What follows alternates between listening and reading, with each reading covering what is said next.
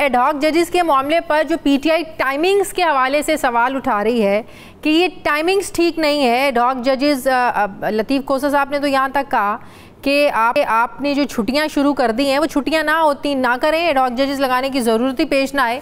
तो जो कंसर्न्स हैं पाकिस्तान तहरीक इंसाफ के और वकला बिरादरी के, आप समझते हैं ये दुरुस्त है? देखिए, एडहॉक जज लगाना कोई गलत बात नहीं है, आइन उसकी इजाज़त देता है। दो तरीके हैं उसमें। एक तरीका है कि ये रिटायर्ड जज हो, 3 साल उनकी रिटायरमेंट को नहीं हो गए तो वो उनको जज लगा सकते हैं एडहॉक जज, प्रोवाइडेड आपकी जो सारी जो जगहें हैं सुप्रीम कोर्ट में उस पर जजेस मौजूद हैं। 17 जजेस होते हैं, 17 के 17 मौजूद हैं। दूसरा उसका उसी में आर्टिकल 182 में यह है कि अगर हाई कोर्ट से सर्विंग जजेस से, वहाँ के चीफ जस्टिस की इजाज़त से आप जजों को ला सकते हैं और सुप्रीम कोर्ट में एडहॉक के लिए काम करते हैं। एडहॉक के जजमेंट्स आई थी, जिहाद ट्रस्ट का केस था 1996 का, उसके अंदर उन्होंने लिखा था कि टेम्परेरी अपॉइंटमेंट्स होती हैं और उसको आप कर सकते हैं। आइन आपको एक्टिंग जज लगाने की भी इजाजत देता है। तो ये सारी चीजें आइन के अंदर है। लेकिन देखिए, एक परसेप्शन होता है एक उसकी, और देखिए बिल्कुल आप सही कह रही हैं, मुकदमे ज्यादा हैं और ये सारे जजेस जिनके चारों के नाम थे बहुत मोहतरम और बहुत अच्छे जजेस थे। लेकिन टाइमिंग्स पर सवाल उठाना, मैंने जो आपसे पूछा था, टाइमिंग्स कितने इंपॉर्टेंट है?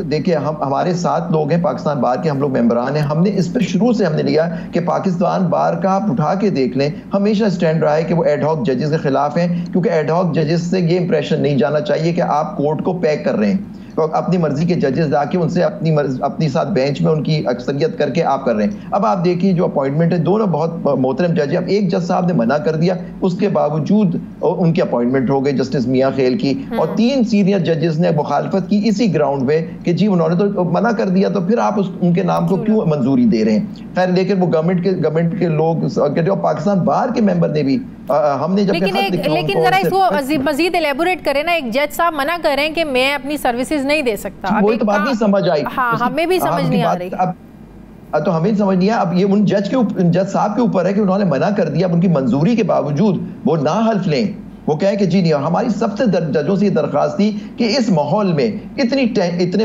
हालात हैं, जुडिशरी पे हमले हो रहे हैं, हुकूमत की तरफ से हमले हो रहे हैं, इस वक्त आप जैसे मौजूद जज साहब का अपॉइंट होना या इस प्रोसेस से गुजरना अच्छा नहीं होगा, अच्छा नहीं देखा जाएगा। खामखा आप तनकीद का निशाना बनेंगे। और आपने माशाल्लाह इज्जत के साथ पैसे, अब जस्टिस तारिक मसूद साहब बहुत ही काबिल, बहुत ही मोहतरम जज हैं, वो सीनियर प्यूनी जज थे, 2nd नंबर पे जज थे, वो रिटायर हुए। अब आप आके जूनियर जज बन के बैठ जाएंगे, सबसे जूनियर हो जाएंगे आप। लेकिन इशू ये आ जाएगा कि देखिए आप आके जरूर बैठें, लेकिन और अच्छी बात है, सर्विस करनी चाहिए, लेकिन आपके और लोग मौजूद थे जिनकी आपने बहुत इज्जत से सर्विस की। आपने हाई कोर्ट के जज रहे, आप सुप्रीम कोर्ट के जज, मियां खेल साहब बेहतरीन इंसान, मकबूल जस्टिस मकबूल बाकर, जस्टिस मुशीर हमारे चीफ जस्टिस रहे सिंध हाई कोर्ट, बेहतरीन जजेस थे।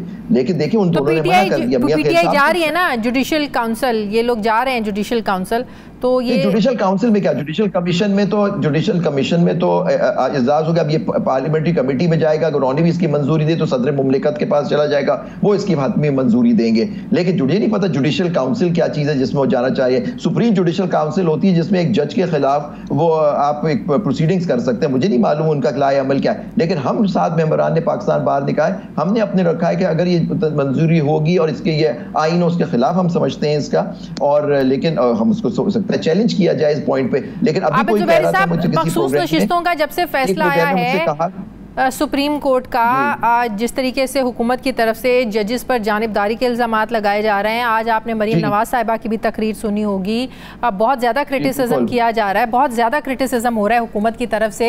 तो आपको क्या लगता है कि ये जो सारा मामला है ये आईनी बहरान की तरफ जा रहा है? ऑल्दो कि इलेक्शन कमीशन ने भी आज कह दिया है कि सुप्रीम कोर्ट के फैसले पर अमल दरामद होगा, तो हुकूमत क्यों जिद पर अड़ी हुई है?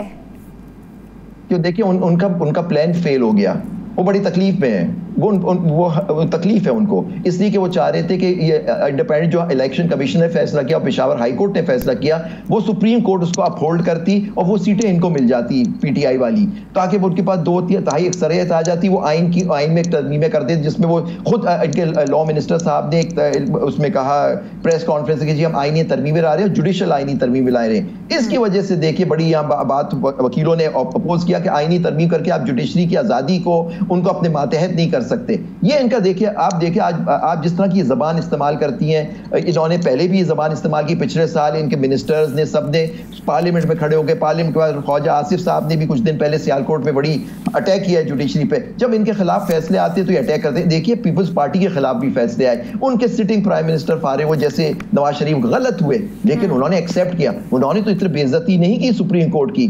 तो आप देखिए ये फर्क है कि आप बिल्कुल तनकीद करें, फैसले आप समझते हैं वो गलत है उसकी जगह, लेकिन आप बेइज्जती ना करें। ये तो इनका तो वतीरा अटैक, ये तो वो जमात है जिसने सुप्रीम कोर्ट पे फिजिकल हमला किया था। वो आइन के एक आपके सुतून पे हुआ था। अगर आर्टिकल 6 लगता तो उस जमाने में लगना चाहिए था किसी पे कि आपने सुप्रीम कोर्ट पे हमला कर दिया, जिस तरह से 9 मई के वाकयात तो जिस प्लानिंग जो आप समझ रहे हैं, जो आप भी बात कर रहे हैं, जो हमारे भी जहनों में है कि जो प्लानिंग हुकूमत की नाकाम हुई है, वो फिर एक जो बहस फॉरवर्ड ब्लॉक के साथ जोड़ी जा रही है कि यहाँ अगर फॉरवर्ड ब्लॉक बन जाता है तो ये प्लानिंग तो फिर इनकी कामयाब हो जाएगी। तो आप उस फॉरवर्ड ब्लॉक बनने की जो थ्योरी है उसको जोड़ते हैं उसके साथ। ये तो सियासत का मामला है, सियासत में जो करना चाहे करें, वो आईन और कानून के हिसाब से करें, लेकिन उनके 38 या 40 लोगों ने अपने हल्फी बयान जमा करा दिया as per the judgement of the Supreme Court के 15 दिन में करने, उन्होंने 2 दिन में करा दिए वो जमा कि जी हम पीटीआई के मेंबर थे और वो इसलिए पीटीआई के फॉर्म उसमें अगर कोई कबाहत रह गई थी नहीं करा सके थे क्योंकि उन पर जुल्म सितम हो रहा था। आरओज उनके फॉर्म्स एक्सेप्ट नहीं कर रहे थे, पुलिस उन पर छापे मार रही थी कि अपने फॉर्म ना जमा करा। आप हम सब याद रखेंगे। और इलेक्शन में सारी दुनिया कह रही है कि धांधली हुई है, इलेक्शन में धांधली ज़्यादा इलेक्शन है। इलेक्शन कमीशन क्या कह रहा है कि हम एक्सेप्ट करेंगे, या कल इंतजार कर रहे थे कि आज रिव्यू लग जाता, तो ये नहीं करते। ये भी इनकी एक वो है। और आज भी कह रहे हैं कि हमारी इंटरप्रिटेशन सही है। 11 जजेस including the honourable chief justice ने कह दिया कि तुम लोगों की इंटरप्रिटेशन, आज भी वो मुज़िर हैं इस बात पे कि जी हम जो बात कह रहे हैं वो बिल्कुल सही है।